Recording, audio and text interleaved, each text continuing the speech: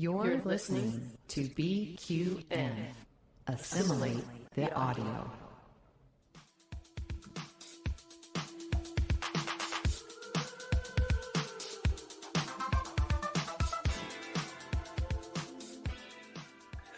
Welcome, listeners, to another episode of All Good Things, a Star Trek Universe podcast here on BQN and the Fandom Podcast Network.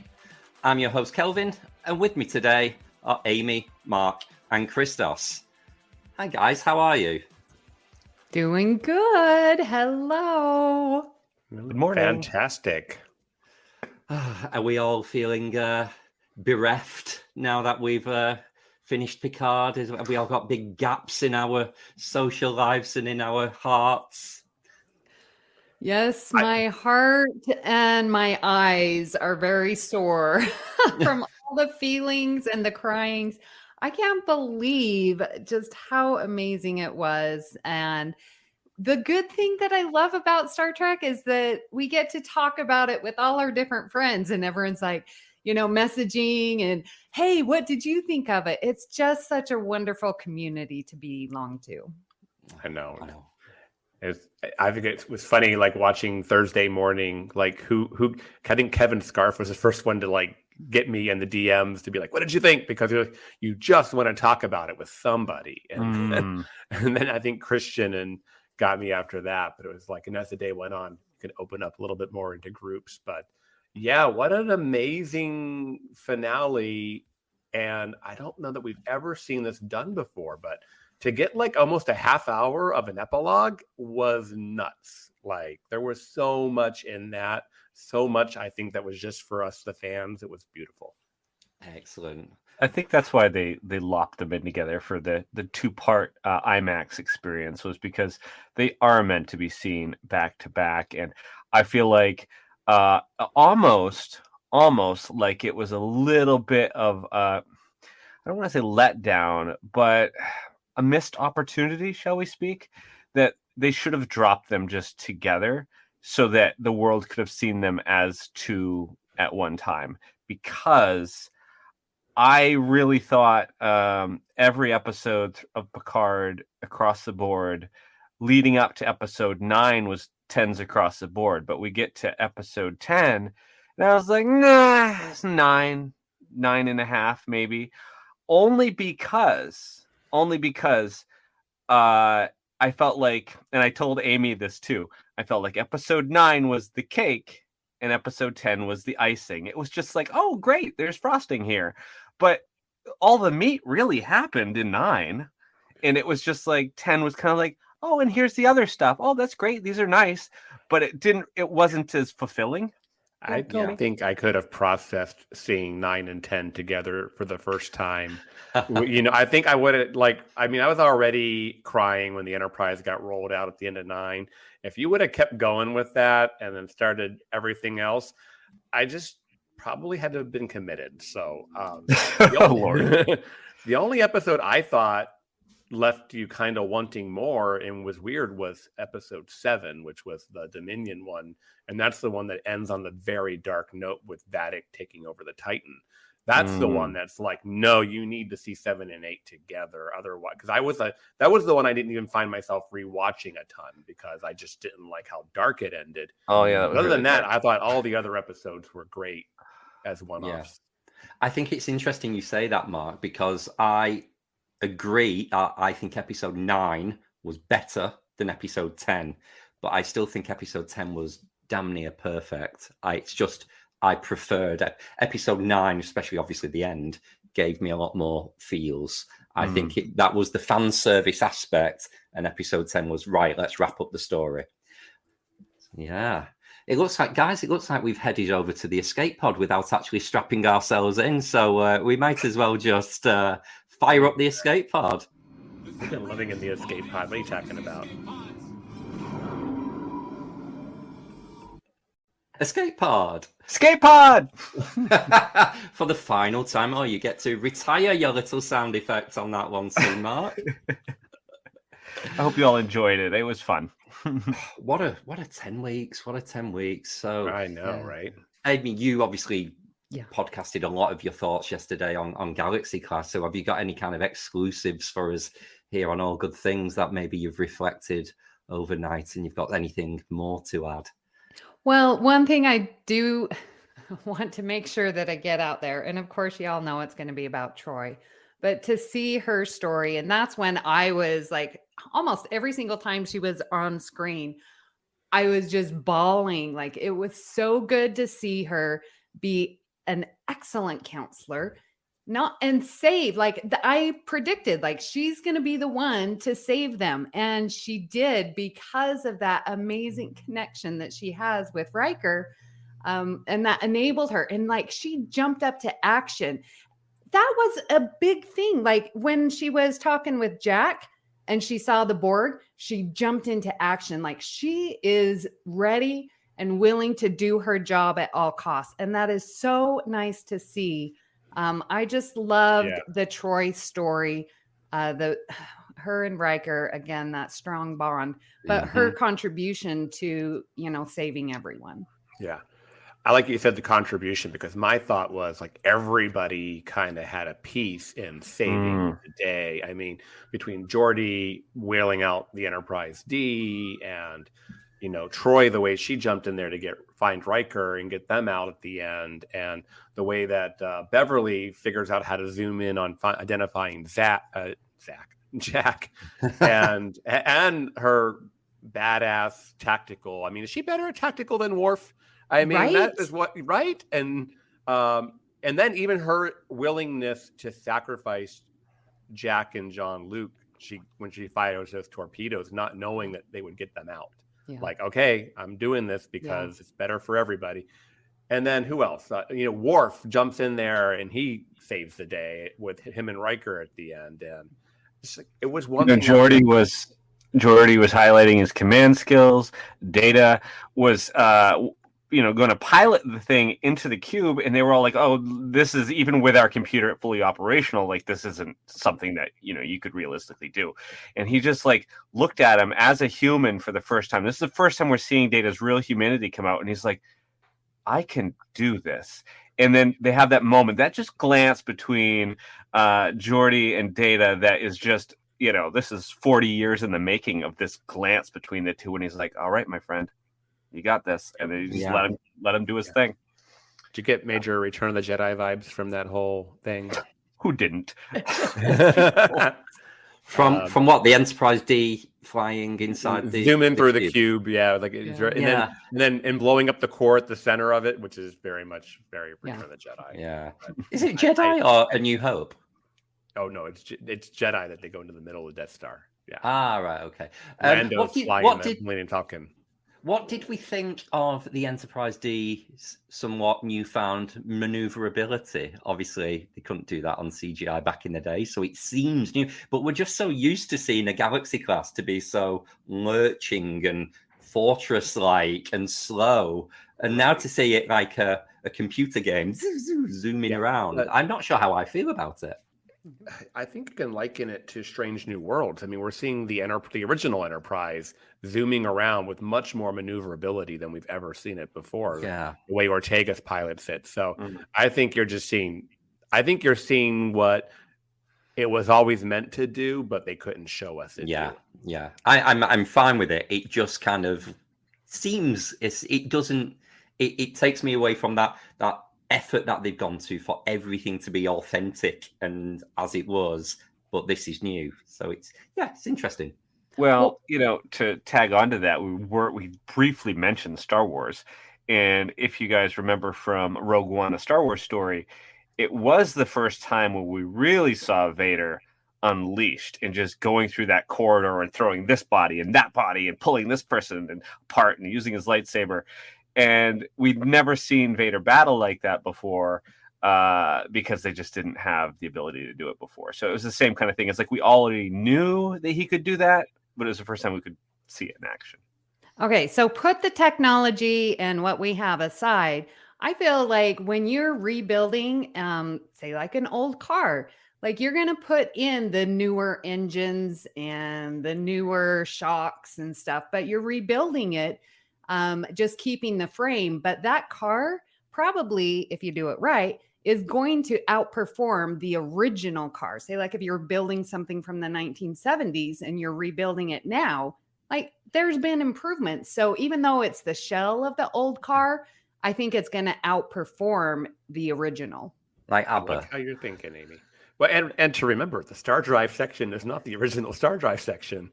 So who knows how many more years that Star Drive section was in service before it was taken and given to the D. In fact, it probably went through that ship probably had its full life and went through a decommission. And that's how it was available to be paired with the saucer of the D. And that being said, to your point, Amy, it probably had upgrades over time. I like that. Interesting. What did we think about the kind of the four? Was it four? Like there were so many different endings to the episode, and not like alternate endings. It was almost like the episode wouldn't end. It just went on. It could have kept on going. Yeah. Yeah, I noticed how many times like Picard said his goodbyes. And it's like, I've loved serving with you, and I need to say my goodbyes, and I need to go be a father now. Here's another goodbye. Like there were so many goodbyes in it. Yeah. It was almost a Star Trek Discovery episode. There was just a lot less tears. There were plenty of tears. There was plenty of tears. That was the audience tears. I feel like because one thing that was ruined for me was the prior week, Jonathan Frakes was on Trek Weekly or whatever, and he said nobody dies. And what Picard's doing is letting you as the audience think that someone's not going to make it. And basically him. I mean, they're setting that up. And because I knew he wasn't going to get it, he kind of. I'm so glad I didn't hear that. That would have really spoiled it for me. I was going with the tension that maybe not everybody makes it back. See, and you probably enjoyed it a little bit more for that reason there. But as for all of the endings, I loved them. I mean, I'll just real fast talk my Beverly. Like 15 months ago, if you'd asked me if I'd ever see Beverly Crusher on screen again, I would have been like, maybe a cameo. Literally, and I think we've talked about that in the past. And then sure enough, Picard comes along, and not only was he Gates in all 10 episodes, but front and center. Front and center, well, except for two. Two's the only episode. She doesn't even have lines in two. She just has that look with Picard, which is a lot. Which steals the episode. Yeah, in fact, if you heard that on the soundtrack. But at the very end, for her to have done everything she did, kind of show off her badassery again. We saw that in episode 1, and to see it again in episode 10, and then to be promoted to Admiral at the end. I'm like, head of Starfleet Medical, and just fixing all the kids that got infected by the Borg and finding the solution to the changelings. I'm like, as a Bev fan, I couldn't have asked for more. I mean, I have no problems with things, except what about Laris? Is Picard and Beverly together? What happened to Laris? I don't know. This is, I wanted, she didn't even need to be there, but a line of dialogue would have sorted out, because it was 12 months later, wasn't it? At the very end, they'd gone forward a year. I would have liked to seen one clip of her sitting at a bar, sort of looking sad, and then walking away. You know what I mean? As though he didn't show up. Like, that's all they needed. And it would have been sad, but it would have been like, okay, that's what happened. Because obviously that's what happened. I mean, I'm seriously, I don't know. It's very debatable. Did Jean-Luc and Beverly end up together? I mean, they kind of held hands on the bridge, but that was all they did. I don't know. I think with so many tries of them being together, and now we have them, being together, producing a child, they just are so much better friends that they can't get that relationship part of it. And so in my headcanon, they are excellent parents. They parent well together. They're co-parenting. They're doing all of that, but they are not romantically involved. And I'm fine with him and Laris.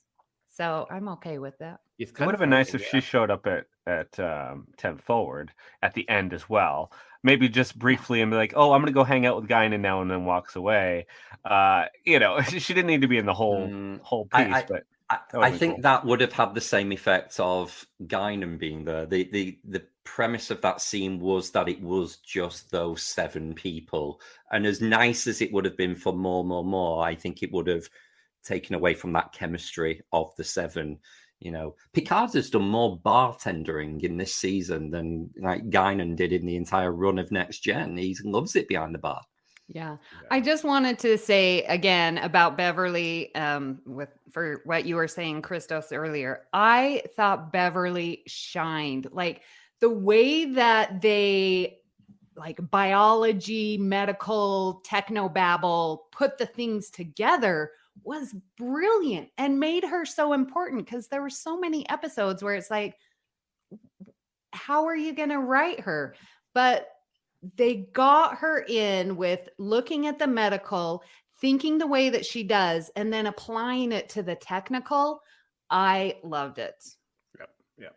It was definitely justice for Beverly. And I also felt like Troy, I think Terry Matalas looked back at things, and he even the whole point where Troy crashes the saucer.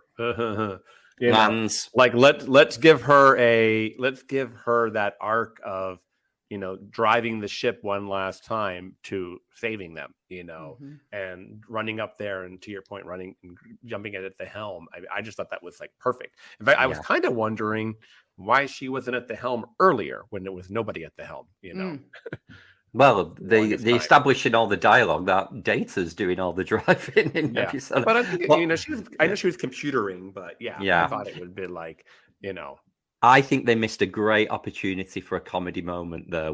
They could have just had Data look to the side and give her, oh shit, Deanna's back at the helm. And I just think that would have it would have been really funny. Had him briefly scrape the Enterprise and ding it, scratch it and be like, oh shit, that would have been funny. And Geordi'd have a little Data, I just put rebuilt this thing this back thing. together. But so many. So my other only question, like I said, I give this episode a 10+. So my only, like I said, Laris, not the non-resolution of Laris. And like I said, I was kind of good with Beverly and Jean-Luc not being together. I felt that was fine. But if he's still with Laris, I felt that was just dropped. And then as much as the fan service he was at the end with the revelation that the Titan had been rechristened the Enterprise G, I didn't quite. In fact, the minute it showed on screen, it just didn't even feel right to me. I thought we had spent 10 episodes learning to love the Titan for what it is and respecting it. And I love its history with Riker and Savick that they established for it. And it being the former flagship, I felt like I didn't need the G to come back. I don't know. How did y'all feel about that? Well, one thing that Rhea pointed out on Galaxy Class, and she just led us right along, and she's like, do you know what letter G is in the alphabet? And I was like, why does that matter? It's the 7th letter. 7 of 9 is now the captain of the Enterprise G. So I, too, Christos, when I saw the 1701 G, I was just like, ew, why did they do that? But now I'm totally on board with it. Okay. I could take it or leave it. And I think with the Titan, I think it was less about the identity of it being the Titan and more with the aesthetic of that Neo-Constitution class and the appearance of the ship. So I love the look of the ship. I just don't think it needed to be rechristened. I would have, even if it's in the spin-off, Star Trek Legacy with, 7 of 9 as the lead character on board the Titan. There's no need for Enterprise. That would have stood fast as a series on its own.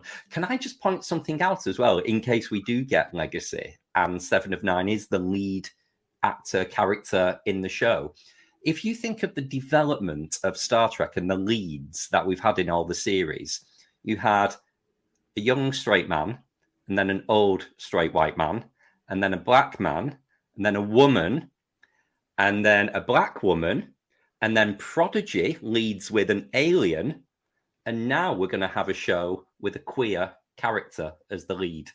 So it's that continuing pushing the envelope of, a person. And I would love that, to have the lead character in Star Trek be gay or lesbian or bi. And I know she's not like an alien. So, 709, it was a human.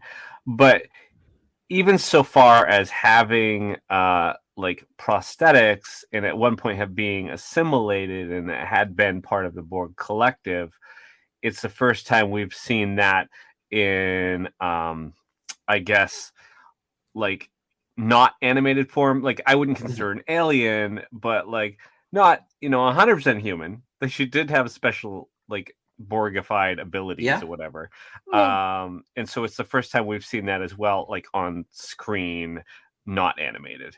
Yeah. So I have a question for you guys. Do you feel now that Rafi being her number one, are they back together? What do you think?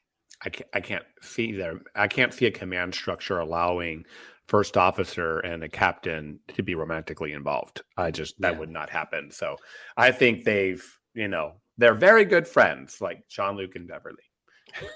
Janeway and Chakotay. Deanna, she was on the ship with Riker on the Titan, working under him, and they were married. Yeah, and the counselor. Yeah, but that's not first officer. I mean, there's. But still, he's in command of her, and she's on the bridge crew. Yeah. So, I think it would be messy for the storylines in Star Trek. I'm just talking as though Star Trek Legacy is going to be happening in the next year. I really hope so. Let's manifest it. I think it'll have passed by the time this podcast airs, but isn't the 25th the day we're supposed to tweet like crazy about Legacy? There's a thing going around. No, there's a thing going around. I saw like April 20th. I don't know. We were supposed to do it on the day the show and aired. I did, but I saw some stuff this morning on Twitter, so check it out. I've added it as a standard hashtag on Instagram to all of my cosplay. Yeah, I know. Just anything I do is just Star Trek Legacy. Keep it going. Yeah. But I think they want to get it trending again. Post kind of away from Picard, but have it be its own thing. Kind of going back to the queer thing. I just wanted to point out some friends in a chat group pointed that out this morning to me, and it's the first time I even thought about it, because I think the thing that's funny I notice between me and other people sometimes, and you guys think a lot like I do, there are things that I just accept and have no problem with, and it's fine. And other people point out to me, oh, they got a queer leader. Oh, they got a black leader. Oh, they have a woman leader. There's too many. It didn't even strike me that you had 3 women of color set up as Legacy on that bridge, that you have a female captain and a female first officer. That stuff doesn't even it's just perfectly natural to me. It doesn't even the levity of it, but then I hear other people point it out that, oh, there's Star Trek being woke. I'm like, no, that's just the way it is, and it's real life. It's real life, and they're capable. And I feel really good about myself that way, that in the sense that it doesn't even dawn on me that is a thing. I just accept it and it's fine. And the characters are all fantastic. I would not like the Alandra LaForge. I wouldn't want her off the bridge. I love her. Raffi, I love her. Seven, love her. There's so many in that the non-binary character. I always forget her name, or their name, but they're great as well. Love them. So I don't want any of them gone. Did you see on Twitter, I think it was Terry Metalis who retweeted Michelle Hurd's saying goodbye? Yeah, Christos, you brought that to my attention. Oh my gosh. So good. Yeah, and she just made this point. I was just jaw-dropping. She's like, here we are, strong women, people of color, and you can tell us apart. And I just it's... Yeah, and you don't even realize, things that we don't realize are a struggle, right? Yes, right. It's a thing. So the representation is there. And I just hope that they dig a little bit back into Seven's queerness and maybe Rafi's, because it was the one thing I felt like got a little bit whitewashed in Picard season 3 was there wasn't a whole lot of true queer representation, because I felt they went out of their way to water down what we had seen in season 2 between Rafi and Seven, and make, just kind of have them not even be part of the story. Good, Mark. I definitely agree that it was on the back burner. I think a lot of that had to do with the story just being they really have to save the galaxy, no time for romance. That's where my head was at. But I do want to also fast forward to the credits and the end credits scene before we run out of time talking about this episode. It's for me, I love the setup of it. I love that Q isn't dead. That's because the idea is just so what did he say? Linear. I love that. Yes, Yeah. of course he's still there. And he looked great as well. That outfit they put him in with like the red cape. It's just it was like an evolution of the Judge Q costume, and it was just love it. I didn't expect it, but it was great. And I didn't even know there was going to be an end credit scene. I was just sitting in that chair behind me, kind of blown away at 5 o'clock in the morning on Thursday, and just letting my tears run down, watching them play poker. And then that scene happened. I was like, what? More? That's perfect. At first I was like, come on, you killed Q. But I'm like, is he, that would not make sense. I never understood Q dying anyway. It never made sense. So it was perfect. Good stuff. Any more final thoughts on Picard episode 10 before we move on to this week's topic? It's hard to say goodbye, but we have to eventually. I will say one more thing.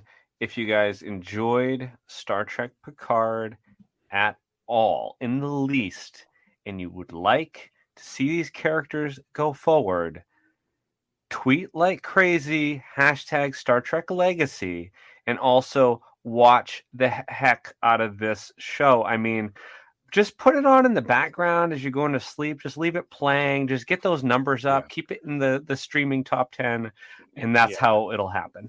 Yeah, one thing that did pop up since our last podcast was last week on Sunday, the Nielsen ratings came out, and through episode 4 only, Star Trek Picard was number 9 in the streaming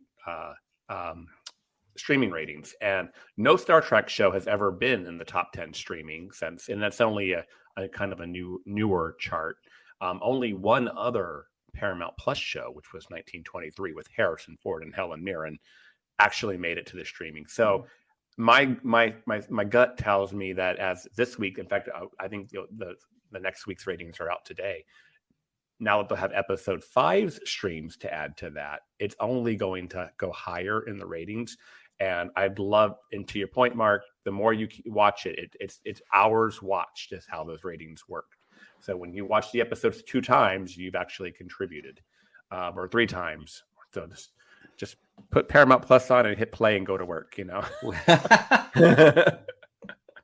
There's a cost of living crisis. We can't afford the electricity bill for all of that. I know.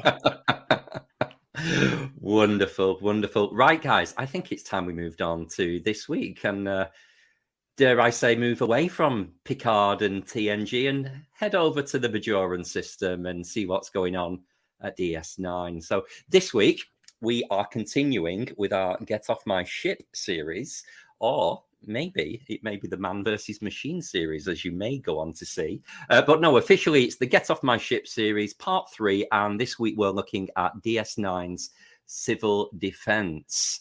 Previously in this series, we have covered Enterprise Acquisition and Voyager Message in a Bottle. So, Mark, do you want to give us a bit of a recap in what happens in Civil Defense? Attention, Bajoran Workers. While deleting some old computer programs from the Cardassian ore processing plant, Jake Sisko and Chief O'Brien inadvertently trigger an automated counterinsurgency program, which wreaks havoc all over the station and puts the crew of DS9 in mortal danger. The security program was designed to protect Terok Nor from rebelling Bajoran workers trying to uprise against their Cardassian masters. And this episode definitely flips the script, so to speak, on the Get Off My Ship series, where instead of our heroes trying to get rid of an invading force, it's actually the bad guys, the Cardassians, are trying to get our heroes off their own station. So it's kind of funny.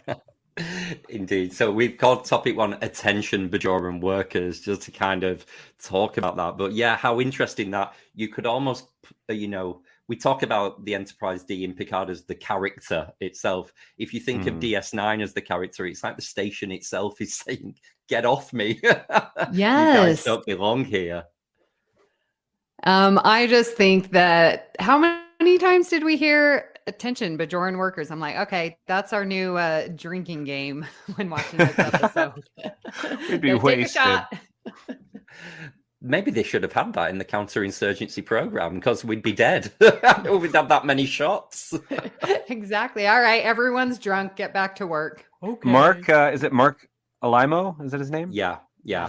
I have to say, like Worf, like Data, here's a character that has just great lines that just make me chuckle, and just his attitude towards the whole thing and his superiority and his just pompousness, and he just exudes that in a comical, almost cartoony villain kind of way that he makes me laugh. And the more and more, like, it kept upping the ante every time one of the new messages came on. It just kept getting like more, ludicrous. And I was just amused the whole time. I was really amused with Garak. He just comes in, and the way that he says his lines, it's always with this double meaning. And, he's like, I can walk around freely. Oh, well, I can't do anything more, So he proves useful and well, maybe I could get this security clearance. Oh, mine's higher than yours, type of thing. And that was Quark, sorry. But the interplay with Garak and Bashir, and just, you're working and Bashir's over your shoulder. It's like, oh, I have your pants tailored, I'm like, I love that. How did you get those pants, mister? I loved it with Garak. It is such the delivery. I think there is a scene of dialogue in this episode where Bashir says, "Are you having any luck?" when he's on the computer, and he says, "Oh, plenty, Doctor, but all of it bad." It's just he's written so perfectly. I love it. He kind of steals the show. He always does. Yeah, and this is very early on into DS9's run. It's the beginning of season 3. Season 1, we only had one Garak episode, and season 2, I think we had 3, maybe 4. So this is, we hadn't seen a lot of Garak by this point. We really got, when you get to the midpoint onwards, Garak is such a recurring character. He's pretty much in most of the episodes, season 7. But at this point, he's still such a novelty. It's so great to see that kind of different style of character. Oh, I was just saying, I actually picked up a little bit of the flirtation. This time with Dr. Bashir and Garak, he was leaning in awful close over his shoulder, and the way he was delivering his lines was almost flirting with Garak, when usually we see it the other way around. And I noticed that, and I loved that, just the way the two actors interact, where there's this unspoken sort of flirtatious love affair. I love it. Did anyone else see that? I don't know if that is just the hindsight shipping that we all do for those characters. I definitely, and Andy Robinson has said many times, he played Garak in a way that he just wanted to sleep with Bashir, and that was the motivation for it. But I don't think Sid played it like that. I don't believe it. In this episode, in that scene, he definitely played it that way. I will die on that hill. I'm going to agree with Mark on that one. I definitely felt like it was. I feel like it was their relationship reminds me of the way that Jonathan Frakes and Marina Sirtis talk about how they played Riker and Troy. Even though they were never written to be together, they kind of kept those two characters together for the 7 years. And I feel like Alexander Siddig and Andrew Robinson did that for Garak and Bashir. Wonderful. Yes. One thing that I really enjoyed about this episode, like what you were saying previously, Kelvin, with the ship being a character, man, we got to see, not the ship, the station, sorry. We got to see so much of the station that we never got to see before. And I feel like gosh, this was season 3. Would it have been a little more successful? And what I got the feeling, especially with Cisco's team, they were seeing all this crap left behind and moving stuff. And it's like, this is really an abandoned Cardassian outpost. Like mining you facility. saw the duplicity of this station, that it's like, yeah, I am Cardassian and you are here on my station. And that fight between it was just brilliant. And do you think it could have been as successful earlier so that we got to know the station a little bit more? I think there's the line that's delivered by Kira when people are saying, I was just starting to think of this place as home. And she says, your home was built by Cardassians. Never forget that. And it just reminds us that it had a purpose when it was Terok Nor. It was an ore processing, a mining facility. We arrived onto DS9 with its fancy promenade of shops and its lovely ops and Starfleet coming on board. But, it's a mining station, which it has been discussed, and we'd seen in Crossover, the Mirror Universe episode in season 2, you'd seen the alternate Terok Nor's ore processing facility because it was still active. But this was really the first exploration of what DS9 was only a couple of years earlier. And it was character development for the character that was the station. So, yeah. Agreed, Amy. Yeah, I would say that... DS9's early criticism was, all that money got spent on Emissary and whatnot. And then they did a bunch of bottle shows in which they didn't leave the station. And a lot of people were turned off by that.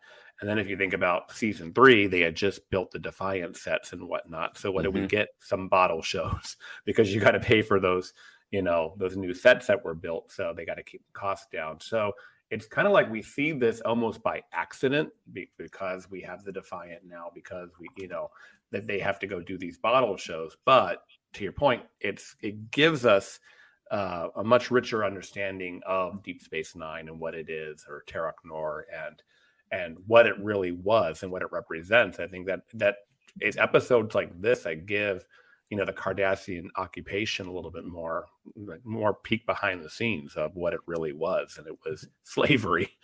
Yeah. And it's really interesting to think of that, and the darkness. We talk about the Mirror Universe and you talk about things, but this was really talking explicitly about the Cardassians, the treatment of the Bajorans, not only in the past in the ore processing, but the counterinsurgency program itself. Threatening to pump anesthetine gas into the habitat ring, threatening to shut off life support and kill everybody. It just really shows how savage the Cardassians were during the occupation. So yeah, you really get a feel for the plight of the Bajorans in this episode. Well, and I think it's a common theme going on with that. Not only were they, their slaves, their workforce, but also sexualized. Like, we've got Gul Dukat totally hitting on Kira all the time. And you see that, and you see that the Bajoran women were their sex slaves, basically. And so you have these allegories. Yeah, thank you. These allegories between what happens in our history with white owners and black slaves and all of that treachery. Like, it's not bad enough that they're being worked and beaten to death, but have this additional. And it just blows my mind that it's like, you don't even see these people as human, and yet you still want to have sexual acts with them. It's beyond my comprehension, but you see it throughout. It's not just the work, it's everything of being dominated. It's terrible. It is. And kind of, I don't want to jump ahead to a trivia, but it kind of is relevant to what Amy's saying. Nana Visitor had big problems with this episode afterwards and went back to the producers to say, no, if, this was so wrong, and Kira would be disgusted. I think the quote said something to the effect of, she would view Gul Dukat as like Hitler, and she would never be with him. And 3 years earlier, if he had wanted her, I thought he would have had to have done, because of quote unquote, like you said, Amy, slavery. And it was in future episodes when this is brought up again, they really write Kira to have major just disgust. And that was Nana's visitor's input, which I felt like amazing that DS9 had moved that much further ahead of like where TNG was, because in the past, if any of the female actresses spoke up on TNG, you got fired. But 10 years later, 7 years later on DS9, when a woman speaks up, it's listened to and it was taken into account. So I felt like the atmosphere from the actors must have been much better on DS9 for that respect. And the writers were actually going to go somewhere with Dukat and Kira.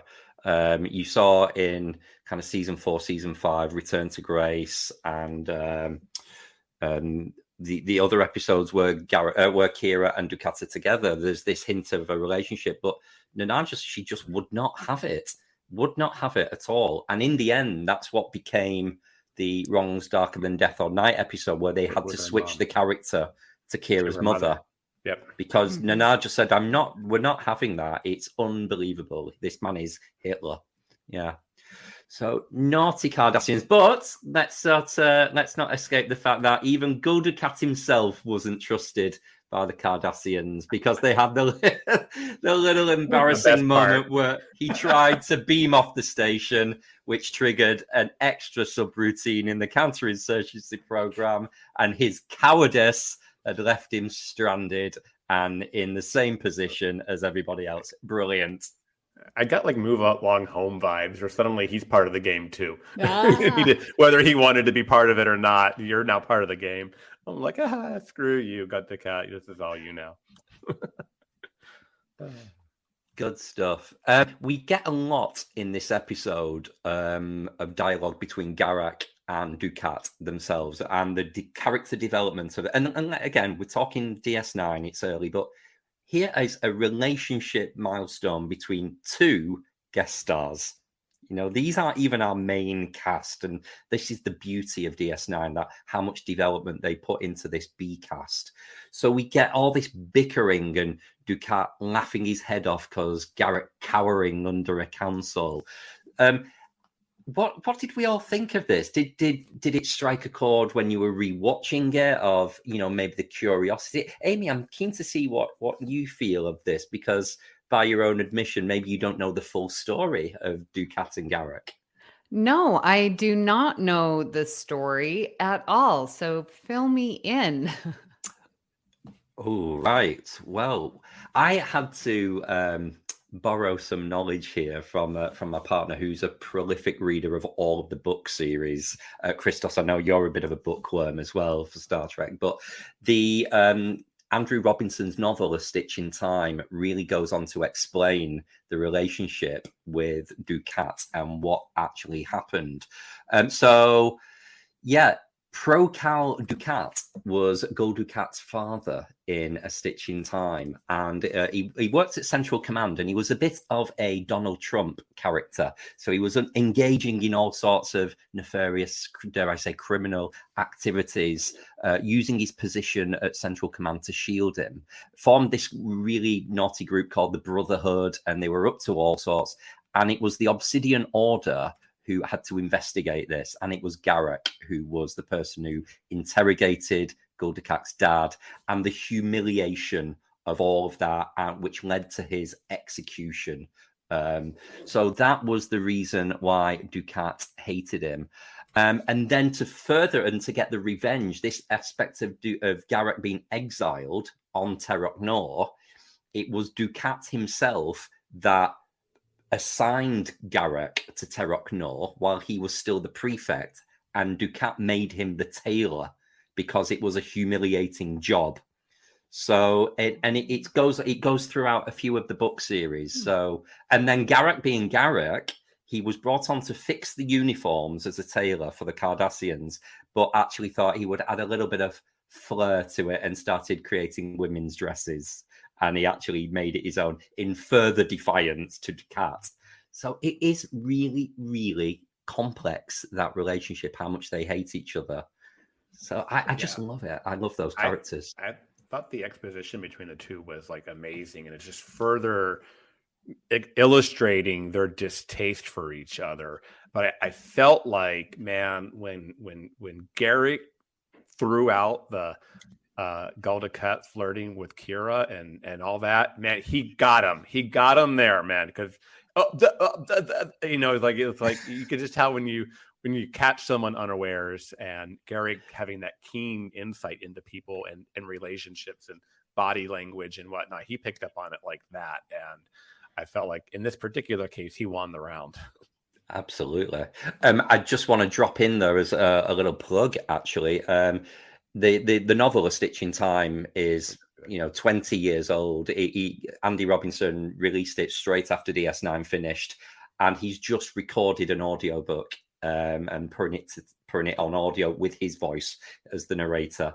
And while we were on the cruise this year, there was a little session where he did a little bit of a reading of it, and it was so beautiful.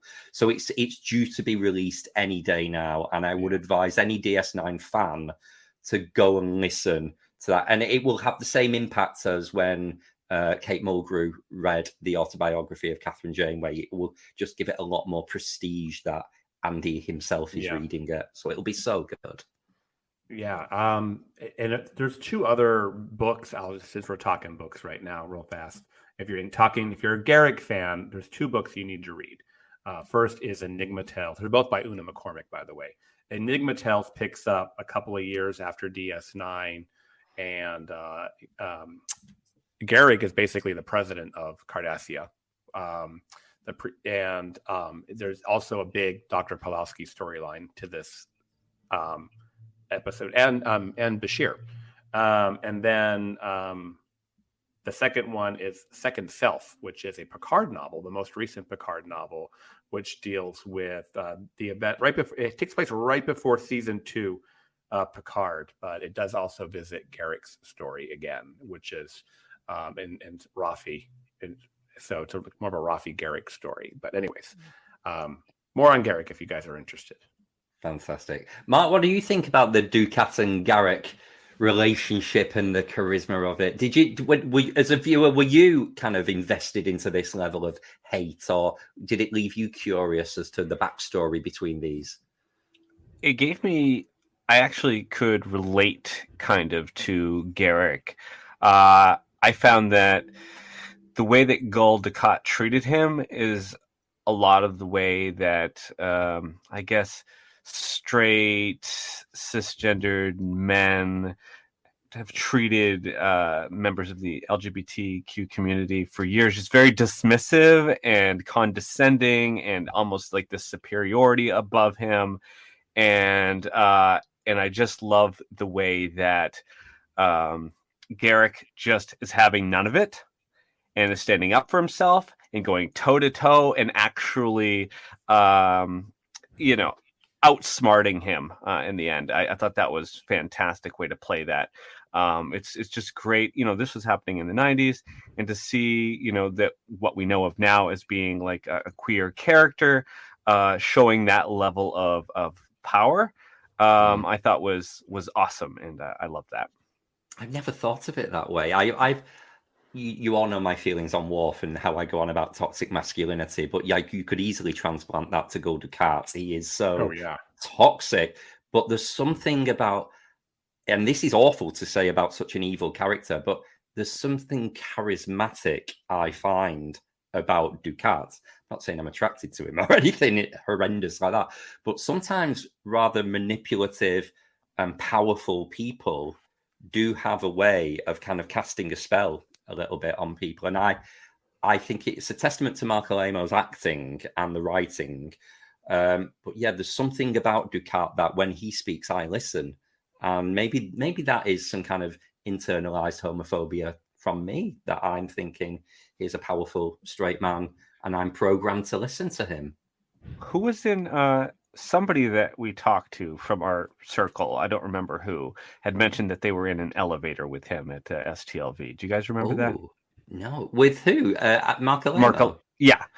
And I remember from whatever the story was, I forget who it was, but somebody was like, I guess, noticing that it was him and getting all excited in the elevator. And then Mark turning to his wife and being like, see, they do like me. And I just love that story. Anyway. No, I don't know. I was in an elevator with Andy Robinson on the cruise this year and his wife. So that was kind of flip reverse. I think Star Trek people love their villains. I mean, if I had ever had the chance to meet Louise Fletcher, man, I would have. Oh my God, I would have fangirled. Exactly. And it's like she was, Space Karen, whatever you want to call her. But love Can you call me my child? Please, my child. Yeah. Can you answer? Can you do my voicemail setup, please? Oh God, that would be so hilarious. I mean, same way I can't wait to meet Amanda Plummer. She was awful, but she was great at being awful. So, in preparation for this, I went back and listened to Seventh Rule podcast with Sirach Lofton and Ryan. Oh, wow.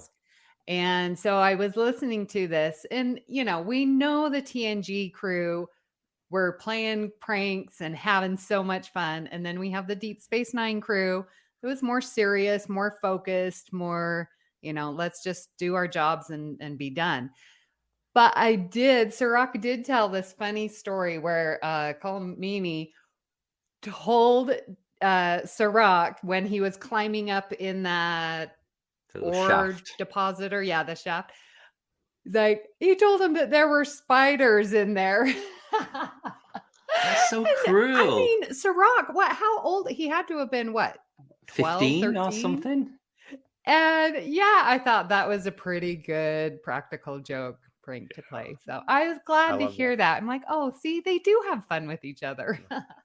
It's funny, Kelvin, that you were saying, like, how old was he? Because when I watched the episode again, I was thinking to myself, wow, this is only early season 3.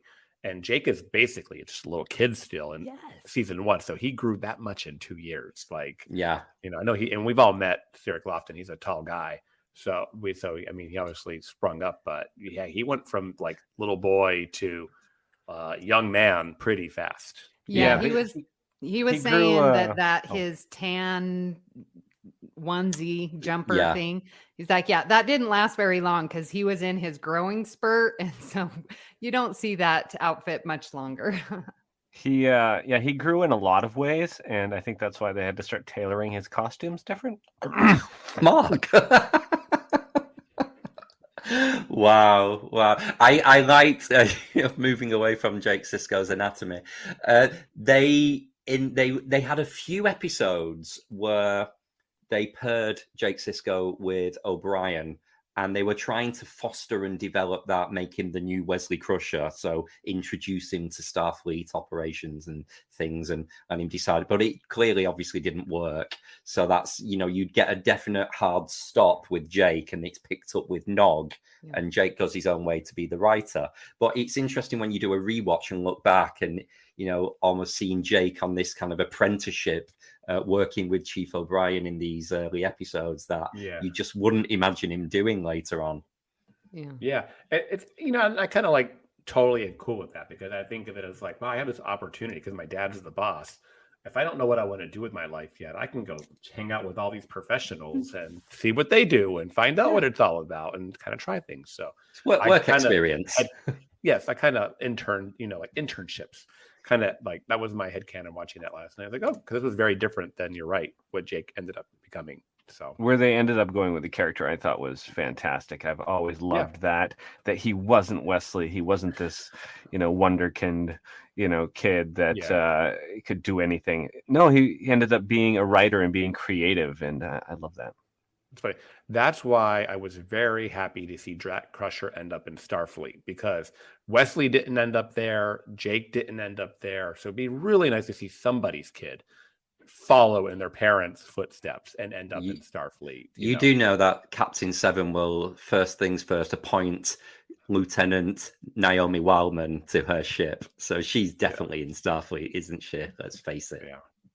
Maybe we digress. Up later. Yeah, absolutely. Kestra who? She's been forgotten. Didn't have the money for her, man. Yeah. Shall we move on to assimilations and regenerations for this episode? So, listeners, you'll remember anything that we really enjoyed about this episode, we're going to assimilate it.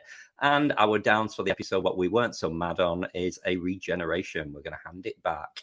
So, who wants to go first? So this episode plays a lot like TNG's Disaster from season 5, where the main cast are in small groups and have their own mini dilemmas to address as part of the greater station-wide danger. And I think that's very true, especially in the sense that for a big part of the episode, they didn't have comms.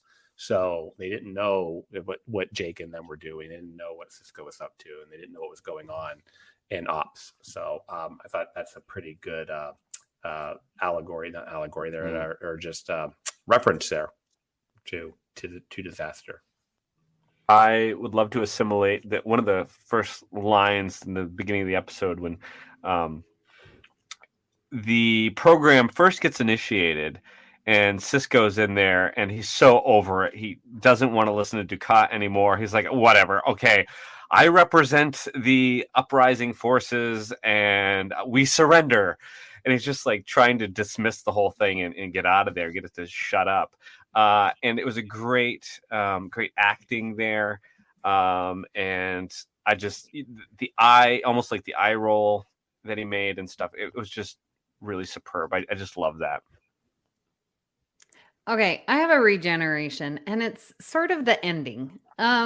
Because there were so many things that were happening, like they were going to lose life support. They were going to get some gas to, gas everyone. Like there were all of these things, and I'm trying to keep track. Okay, so which stage are we at? And then we have Sisko fumbling around with those little sticks, trying to push him in the hole. Which one is which? Which one is which? And O'Brien is knocked out. And so I'm like, I'm really up here. And then all of a sudden, he sticks the sticks in, and then it's all good. And then there was no resolution for me in the story where it's like chaos, chaos, chaos.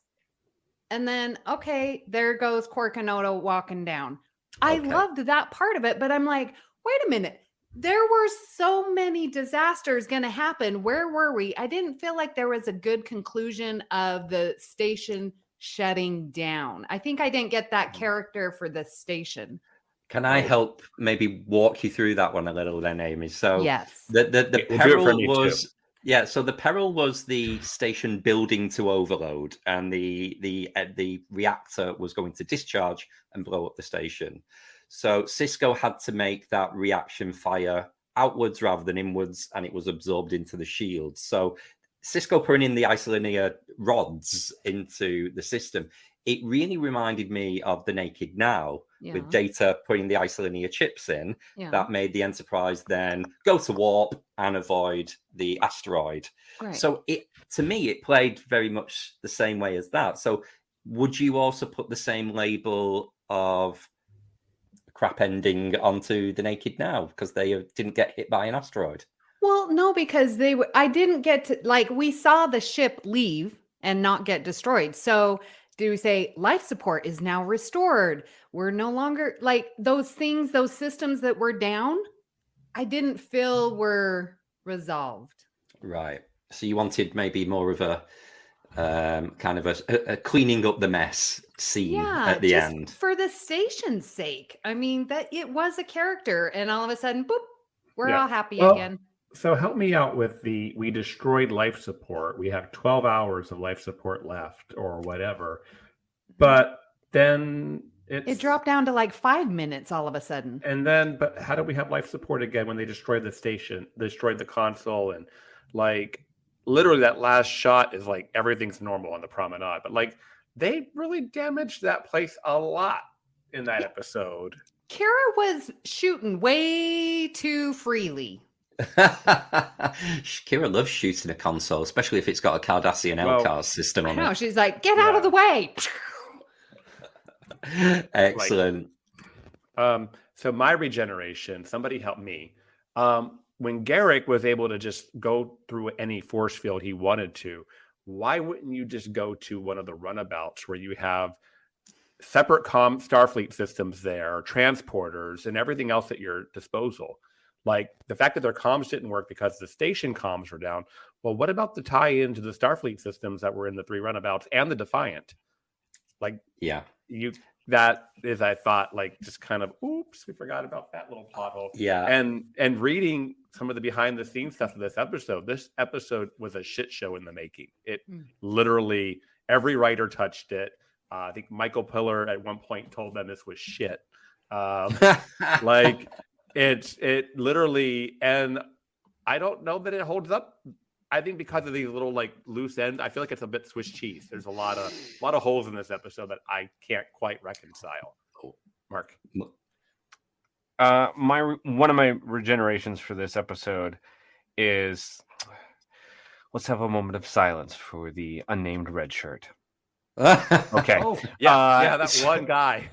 So there was one guy in ops that just got completely vaporized and no one said anything. And like when Cisco checked in, no, we're all fine here. It's like that poor, red shirt was completely vaporized and there was no moment of, oh gods, they killed Kenny. There was just nothing. So I know that would have been a full series arc on Discovery, wouldn't it? Oh Lord. I'm having a hard time here defending this episode, which I adore. So I'm going to throw in an assimilation as balance. Okay. I love, because someone like me would have critiqued the hell out of this if they hadn't said it. So when Quark and Odo were trapped in the security office, they established that the force field didn't just cover the door. It went through the walls, the ceiling, the floor, because Quark said, can't you just shapeshift your way out of here through like an air vent or something? And he said, no, it goes all through. So Odo was really contained. And had they not explained that, oh my God, I would have been writing letters. Right. So it's that kind of exposition that helps, not have you do what I just did. I did love the line where Quark's like, no, I'm staying with you. This is the safest place in the station. I did love that line. I like excellent. I did have a little regeneration, but even though it's just say when Bashir was trying to get that pistol off the ops table and he was like, oh, I can't get it. Come on. It was so easy. I would have done that. Yep. I'm glad you put that in there because I'm like, dude, just go to the other side of the table. It's right there. That's what I was waiting for him to do. He's like, no, I can't get it. I'm like, oh, my regeneration, and I brought this up. I think Amy and I were live chatting. Amy and I were watching Listeners at the same time last night, so we were kind of shooting messages in real time to each other. What is the deal with Bashir's medical kit not having basic burn stuff? I mean, I think we even saw Beverly in some episode, like literally fix somebody's burns on the spot, out in the field, not in sickbay. And then Jadzia can't use her hands the rest of the episode because she's burned them. And Bashir, what's the stuff in the basic medical Starfleet kit? Aren't there to do it. I randomly was watching a DS9 episode the other day, and it's the Kira and Dukat one where they go to rescue Zial in discretion, and Dukat sits on something, it spikes him in the arse, and they have to pull the dermal regenerator out and rub it across his bottom. And so an emergency medical kit on an away mission would have a dermal regenerator, but a health and safety kit in the operations center would not. Maybe some ensign was tasked with, stocking them up and checking, and maybe he didn't do his job properly and he forgot to put one in. Yeah, let's blame the lower decks. Yeah. Was it Mariner on the station around this time? We'll just blame Mariner. Yeah. Wow. Okay. Any more assimilations and regenerations, or have we read this episode to filth? I think I think we did, but it was kind of fun to see everybody just kind of not be afraid to light this episode up. Mark, what do you think? I have one more assimilation I have to throw over there. Yay. Just for more balance, more assimilations. And my assimilation this week is going to Garrick. That's it. Just Garrick. Garrick is in this episode, and any episode that Garrick's in, I'm going to immediately love. And he was featured so heavily in this episode. So many great one-liners. I love him as a character. It's wonderful. So I think he helped boost the episode and make it so lovable. Fabulous. Well, I think that's a lovely place to end on before we go into the trivia now. Then we've covered a lot of the trivia already in the first things that we've said. Certainly the first 3 points there. So I'm just going to go into continuity and throw a piece of trivia in quickly. That this is the first time we get a mention of cousin Gala, who is Quark's cousin, who infamously owns a moon. So Quark always feels very. Gala's done better for himself than Quark has financially. And then we see Gala later on in season 5 in Business as Usual. So there's a lot of the dialogue. The scene that you mentioned earlier, Amy, where Quark and Odo are walking away down the corridor, where as the volume is fading out, they start talking about Gala again. So yeah, I think it was great that they just randomly introduced the character in this episode, and then we got more explanation of him later on.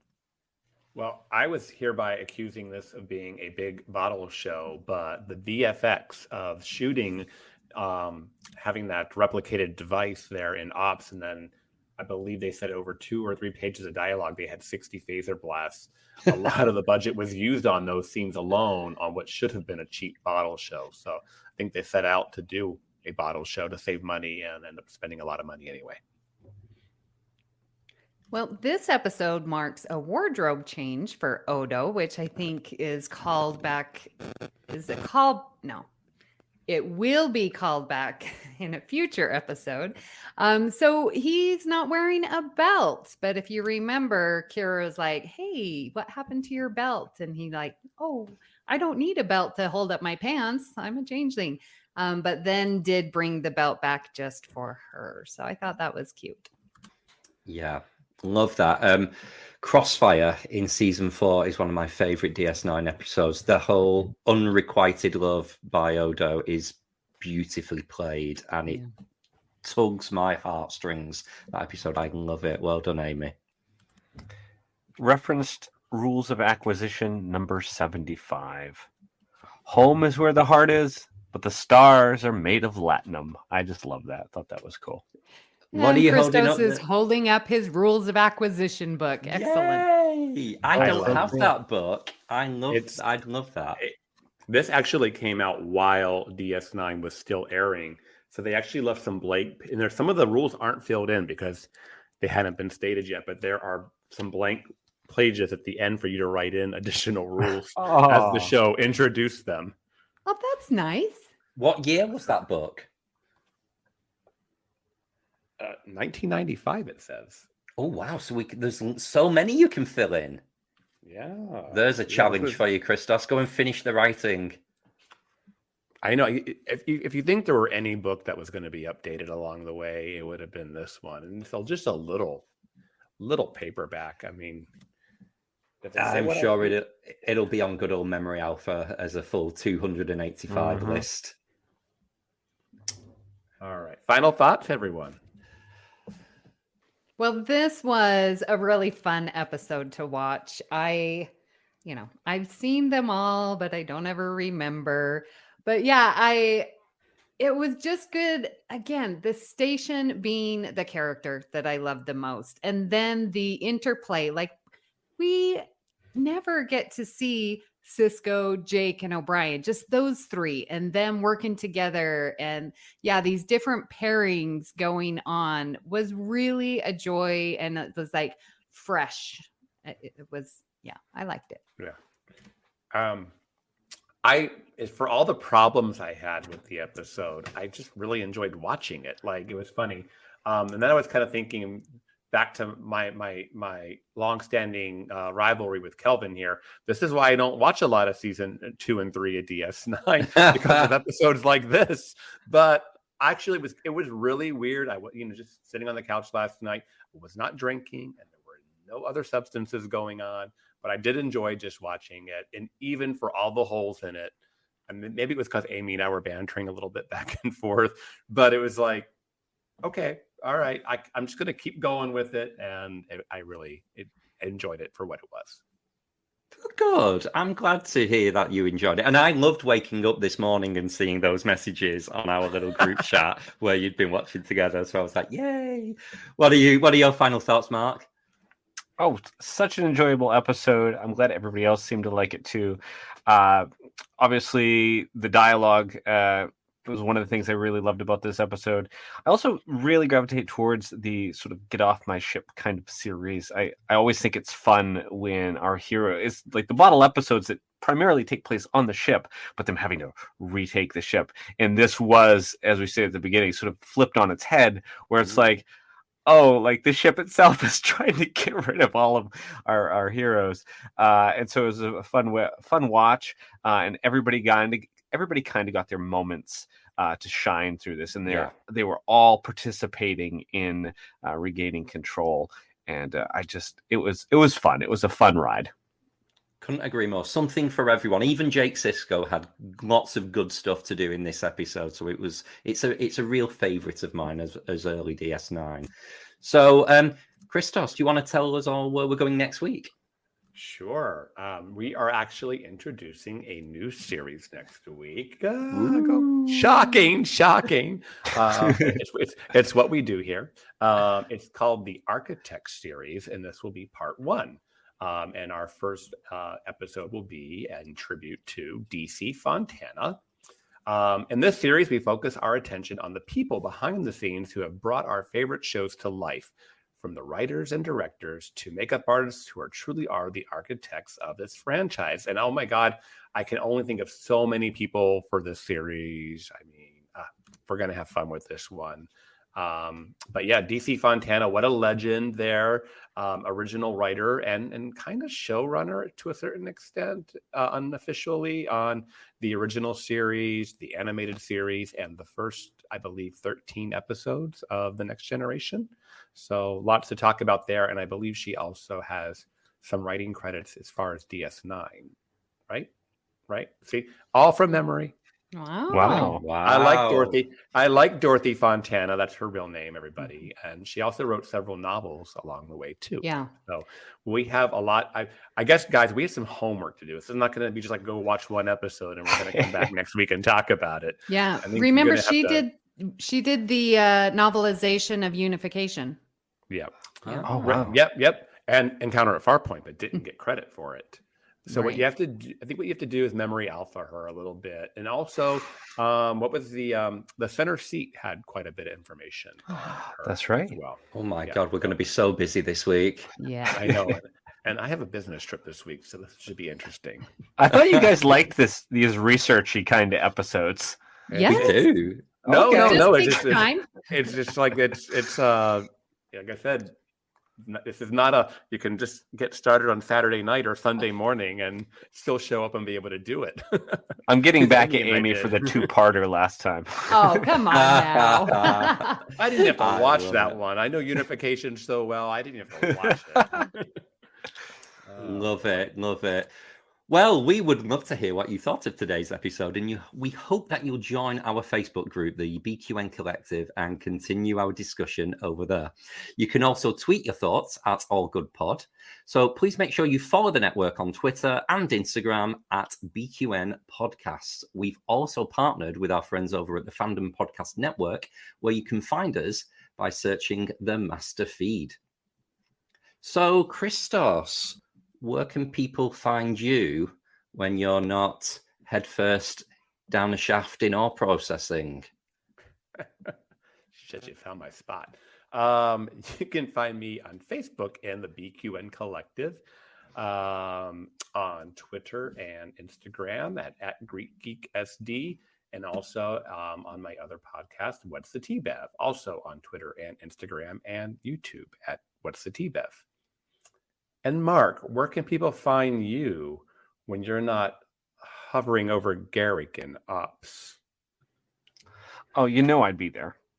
Absolutely. He can tailor my pants any day. When I'm not doing that, you guys can find me in the BQN Collective Facebook group. You can find me on Twitter at MarkWhite207. And if you become a patron of the network on Patreon, you can listen to my show, It's Green. And the one we dropped this week was a doozy. This was great. It was Amy and I. We had a blast discussing all things 1980s and with a focus on Madonna, and so much fun. We laughed so much. I love it. And I hope everybody has an opportunity to give it a listen. It was a good walk down memory lane. Well, Amy, where can people find you when you are not brushing off Gul Dukat's advances and being disgusted by him? Oh, well, I will definitely be doing that. But when I'm not doing that, you can find me here on the network where I'm co-hosting Galaxy Class, which is all about Next Generation, and Union Federation, which is about the Orville and New Trek. I am on Twitter at Miss Amy Nelson, but my favorite place right there, BQN Collective. And Kelvin, where can people find you when you're not reading A Stitch in Time, read by Mark Alimo? Andy Robinson. Andy Robinson, that one. What? If I had a copy of A Stitch in Time audiobook read by Mark Alimo, that would be worth an awful lot of money because it's a one-off apparently. But when I'm not searching for memorabilia, you can find me on Twitter and or Instagram at Kelvin's Timeline, or you can head over to the BQN Collective on Facebook and chat with me over in the group there. Please hit the subscribe button on Apple Podcasts or wherever you get your podcasts and leave a star rating and written review. That helps others to find the show. You can also follow the entire network's podcast with our master feed by searching BQN. This way you won't miss any of our shows like Union Federation, Galaxy Class, History with the Szilagyi, Infinite Diversity, Sasquatch, What's the T-Bev, Trexperts Quiz, Bargain Bin Gamer, and our newest podcast, Captain's Couch. Wow, we're getting so many shows. Look at that. That's just getting longer and longer to read. I know, our network is growing. I love it. At this time, we would like to thank our associate producers, Mahendran Radhakrishnan and Tim Cooper. A special thanks to Graham Kelly for our opening and closing music, and for our own Mark White for our artwork each and every week. If you'd like to help us keep all of our shows coming to you each week, you can become a patron of the network on Patreon. We'll add you to the Hive Mind Facebook group so you can enjoy It's Green, Amy's Math Moments, and other network perks. With a monthly subscription of $5 or more, you can join our meetings on the Hive Mind Roundtable discussion on the second Saturday of each month. Visit patreon.com/BQN to get all the details and watch your messages. Thank you for listening. We hope you'll join us as we search out all good things.